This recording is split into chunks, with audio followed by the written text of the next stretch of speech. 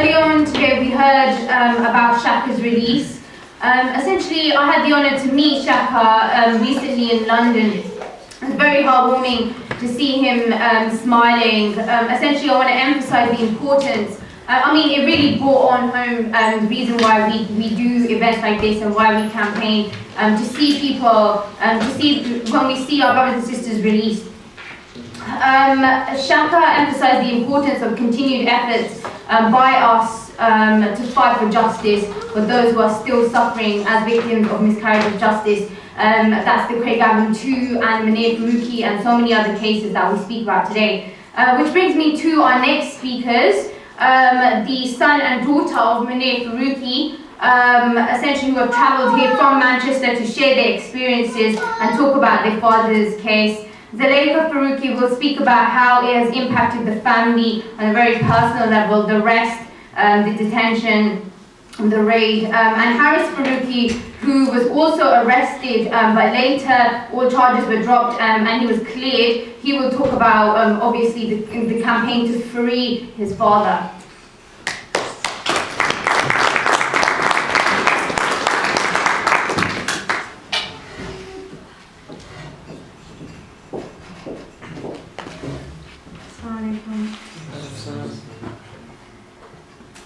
My name is Zulaikha Faruqi. I'm the daughter of Munir Faruqi. Just to start off with, as you can see the banner there, Munir Faruqi was actually framed by undercover officers. So to explain it, let's start off with who exactly Munir Faruqi is and what work he did. My father, he's been very active in the Manchester community and very well known member of the community. For over 10 years he's been doing dawah work. Dawah is basically an invitation to Islam. So following 9/11, there was a lot of hostility in the community where and hatred against Muslims. There was a lot of attacks and etc. and misconceptions and stereotypes. So my father, he wanted to do something in order to rid the community of these stereotypes and misconceptions against Muslims and Islam. And he thought he came up with this idea of to set up stalls, public stalls, where he could speak openly. Is that better? So he came up with this idea to set up stalls, dawah stalls, where he would distribute free literature about Islam to non-Muslims. So these stalls proved to be very, very successful and beneficial because a lot of non-Muslims, took interest in Islam, and they came back and they said that what they were hearing from the media was totally wrong, and they understand the true beauty of Islam and the image of Islam and the fact that Islam isn't associated with terrorism. So in that time, there's a number of people would try to stop his work, like the police or the council, but because my father was doing nothing illegal, they were always unsuccessful. The police would many times take away literature with them and watch it, etc. But like I said, he was doing nothing illegal. Everything was very, very public. Not only that, my father is very, very, very kind and good-natured man. He's very, very loving, very compassionate soul. And he would always invite people to our house. So our house was, constantly busy with guests, with new people of all different nations and nationalities and of all different colours. Alhamdulillah, we were a very, very active family as such. So my father would meet people from the stalls from all different religions, and he would invite them to our house, and we would eat together, converse, and one of his very close friends is actually a Christian minister who he also met through the stalls. So from these stalls, he actually met two people, Simon and Ray. And they approached my father's stall again, taking interest in Islam, taking literature back with them. And they grew an interest in Islam. And they befriended my father, and they said that, we would like to learn more. So my father, like with everyone else, he said, come along to my house rather than talking here out and on the street. Come to my house, we'll eat together, and we'll talk, we'll have a chat. Months went by. Actually, some of these people from the stores would actually embrace Islam eventually as well. On average, I would say one person would take Shahada, would embrace the faith every week. So, the same happened with Simon and Ray. They both separately embraced Islam, one at the mosque and one in our home. And they said that they were very, from troubled backgrounds. One of them was an ex-alcoholic. And my father, knowing the type of person he is, it doesn't matter what your religion or race is, he's there to help you. So he really, his heart, he really gave up a lot of his hours of his time to these people, because they said that they had no family, they'd been disowned, or they're ex-alcoholics, and they had no support, no friends. So my father was there for them. Anything they needed, they knew that they could rely on my dad.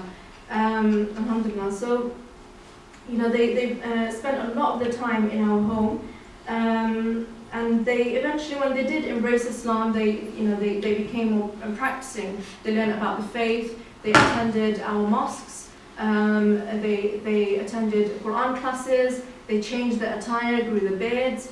They even did dawah with dad on the dawah stalls, to that extent. So, they grew this very close friendship, because, they knew that the sort of person my father is, that he's very caring and generous, and he's always there for them. So, many times actually, if they could only, pop by for a few minutes or something, and it's time to eat, they would say, no, we can't stop over to eat, but we're rushing off. My mum would should say, no, you can't come to our home.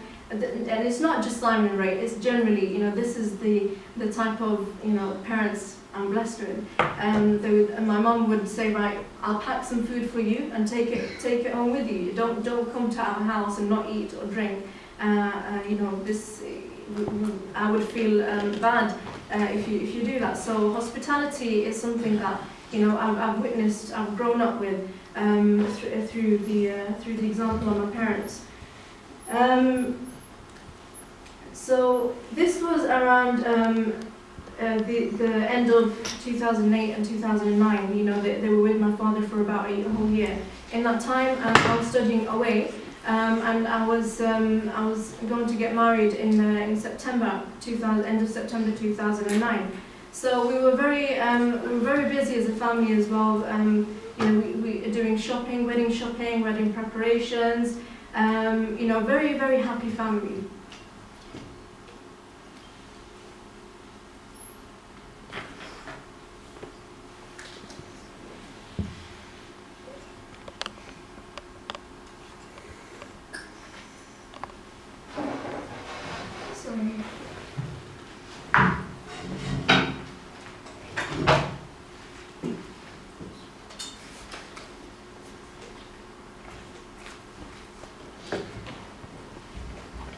It's just very difficult to relate the experiences and to remember, how life was at that time, and how life has totally changed for the past 6 years. And it's all because of these two men. It's very difficult. And what's amazing about that is the fact that till this day, and later on you realize, what these two men actually did, but till this day my father has not even one bad word to say about these guys. Despite spending a whole year with my father, despite him being there for them in every way, till this day, it's been 6 years on, and I've never, ever heard him say anything negative about these guys. This is the type of man my father is. So humble, so loving, so forgiving, and he's basically not a terrorist. He's far from it. And this is the whole purpose, and this is why I'm here, to humanize my father, to show the true man he really is. You know, what the media portrays is totally wrong, and we have to look beyond that, inshallah. So, alhamdulillah, it was a very lovely time for us as a family. In 2009, we were getting prepared for my wedding celebrations. We had guests coming from all over the world, to be honest, for a couple of weeks. It was a very happy time, and the main person who was behind those preparations was my father, to be honest. You know, inviting the guests, being there for the guests, making sure that they're fed well. You know, they have the right accommodation, they're comfortable. Everything. He was staying on top of all of that, to the extent even my wedding dress. He put every gem that was there, every stone that was on my wedding dress. There was hundreds of them. He glued every stone onto my wedding dress. I was studying away, but this is the type of person my father is. He's a very family-oriented man. He's a man who's not only there for the family, but for anyone, any sort of person, especially for reverts and for non-Muslims, because his passion is to speak the truth, to be there and to be helpful and caring, and to help anyone out there. And this was his main drive, even for the dawah. It was because that he felt that this is the true religion of Islam, and you know what's out there in the media and all the stereotypes is wrong. So it's my duty to share this beauty and to rid the stereotypes, so that every person has the opportunity to see the true beauty of Islam. This was his main drive, just the loving personality that he is, not only for the family but everyone around him. So in November, 16th of November 2009 is a moment our life was turned upside down, totally destroyed. 16th of November 2009, I remember clearly around 3 o'clock in the morning. I was alone in my room and I heard a loud bang, and loud bang and loud boots. I woke up from my sleep and loud boots banging all the way up the stairs, and screaming and shouting and even laughter. And I thought, you know, these thugs have broken into our home, and I'm going to get murdered, I'm going to get raped. This is the very first thought that came to my mind. But the moment I saw these two big built men walk into my room and shouting at me and telling me to get out of the bed and you know, sit in one place and not move, etc., I realized, right, this is a raid. And I said to him, I was traumatized. I didn't understand why they were there. I knew it was raid, but I couldn't understand why. And the first thought that came to my mind, and I said that to them there and then, I said, you barge into my home in like this and you call us Muslims a terrorists. I said, what you are doing right now is terrorism. You are the real terrorists. And this is something that we have to remember constantly. You know, when you hear about these arrests one after the other, we have to remember that it's lives that are being destroyed. You know, it doesn't just affect the person who is arrested, but it affects the entire family. It affects the whole society, the whole community at large, which is the case that, you know, with us. I mean, my sister, she was 5 years old at the time, and who experienced this rape. And the first thing she said that very moment, she said to my mother, you know, who are these people? Don't they have any manners? Did Dad not do dawah to them? You know, did he not do dawah to them? Why are they behaving in such a manner? Don't they know how to treat other people? And we're hearing this from a 5-year-old at the moment of a rape, and this speaks for itself. The fact that a 5-year-old knows that her father is doing dawah, which is nothing but goodness. There's nothing but goodness in his work. That he is a good man, and he invited people to the truth, and he was kind to people. That he teaches people to be good good persons, about good manners. This is the word of a 5-year-old. So yes, and my brother, he will expand on exactly what it was that these two people did, because they turned out to be 2 undercover officers, and we have to remember, that their work is disgusting and extremely damaging, to the extent that I had just got married, like I said, in that September, to an English revert, a new Muslim, and it really affected me to that level where I was wondering, maybe he is also an undercover officer. We have to remember how disgraceful, these tactics are. The use of undercover officers in our society is so damaging on such a deep level. Not only did they infiltrate our family home, but all these mosques that they attended, and the classes and everything. They fooled an entire community to such an extent where we even begin to suspect people. If people come forward and saying that we're interested in Islam and we would like to read more about it, etc., they want to speak to you, you'd think, maybe he has other motives or agendas. And so we have to think about this, and I won't go too long. I'll pass it over to my brother, who will explain further what happened.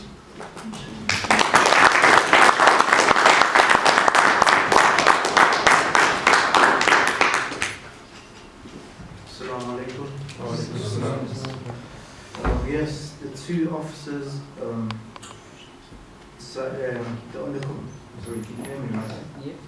The 2 undercover officers were Simon and Ray, who faked the conversion to Islam. The surprising thing is that from day one, when they approached the store, they took a huge interest in Islam, and they changed the whole attire from clean shaven to long beards, wore the traditional Arab garments, attended Quran lessons, like Zuleika mentioned, to the extent that I felt ashamed of myself. Within this short span of time, these guys are like in 5th grade in the religion, and put me to shame and others. But little did I know that this whole kind of drama of being a practicing Muslim was to meet the operational agenda, which was to show a form of radicalization. Because in their terminology, if you're a practicing Muslim, this is the highest peak of being the so-called Islamic terrorist.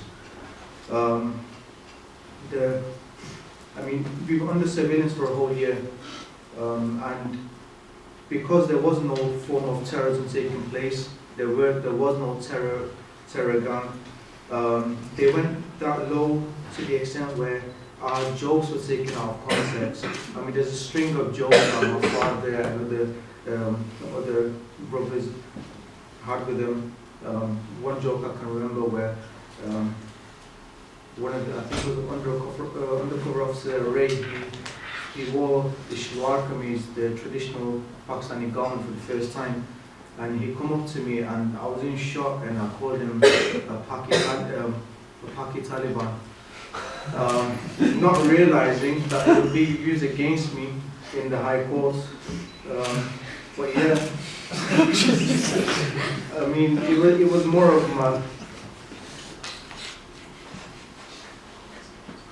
it felt like our humor was under kind of scrutiny, where it's illegal to be having humor and being a Muslim seemed illegal.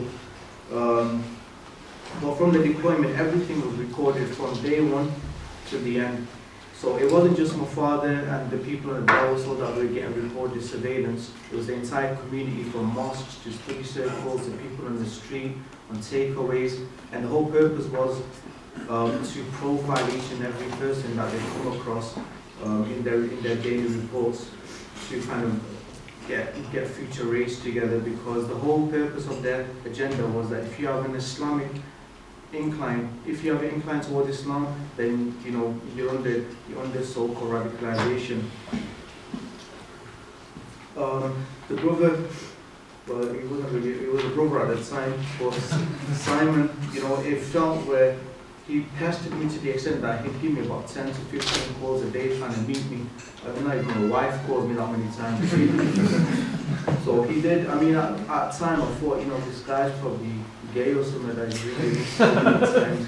But now it fits into place that it was always ringing me, to frame me. Every conversation taken out of context.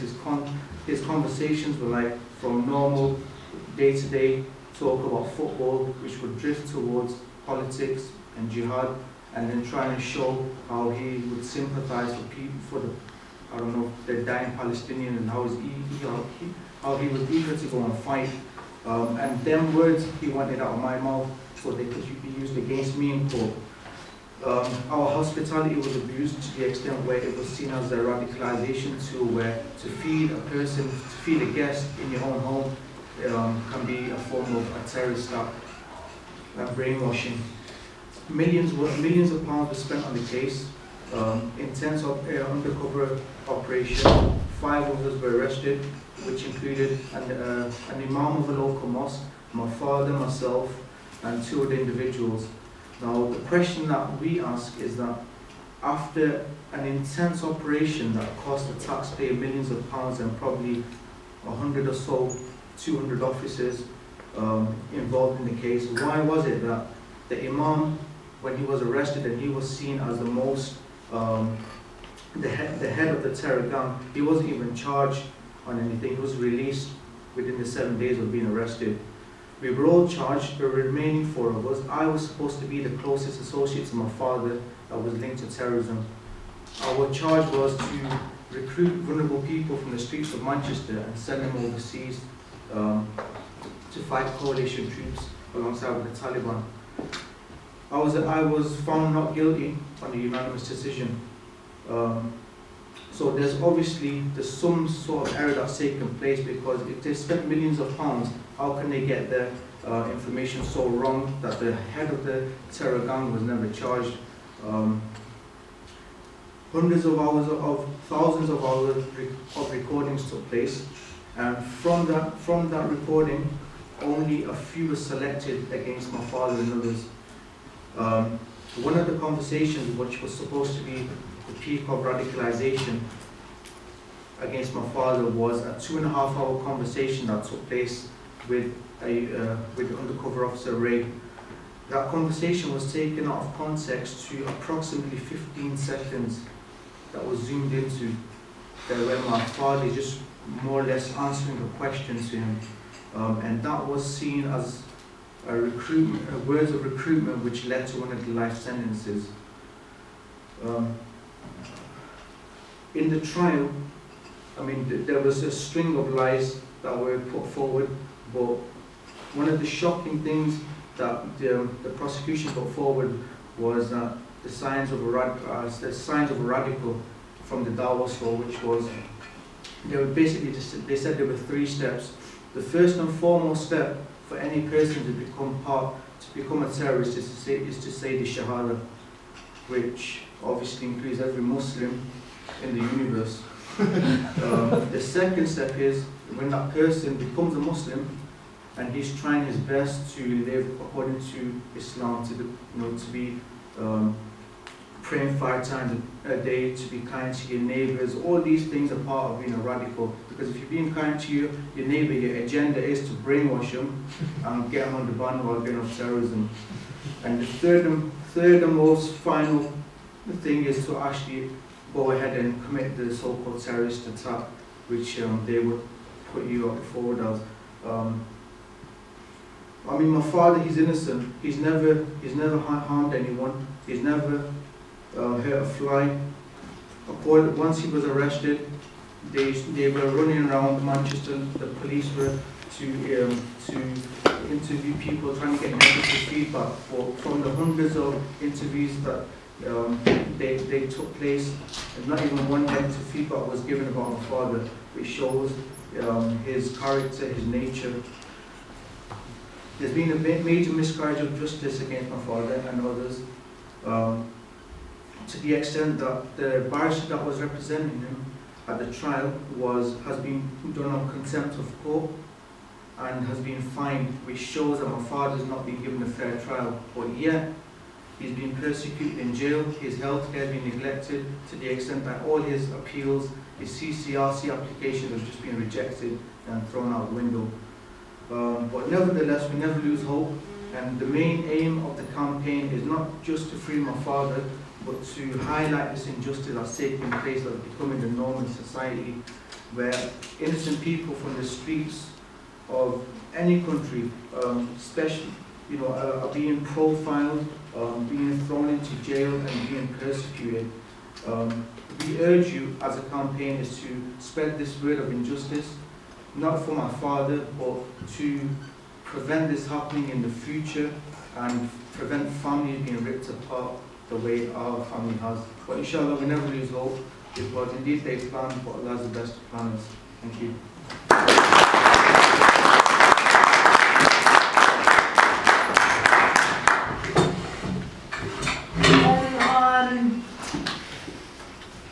Harris obviously taking a very bleak subject and making it somewhat humorous. Okay, so our next speaker is Cyrus. He's worked for various justice campaigns. I'll welcome Cyrus to the panel.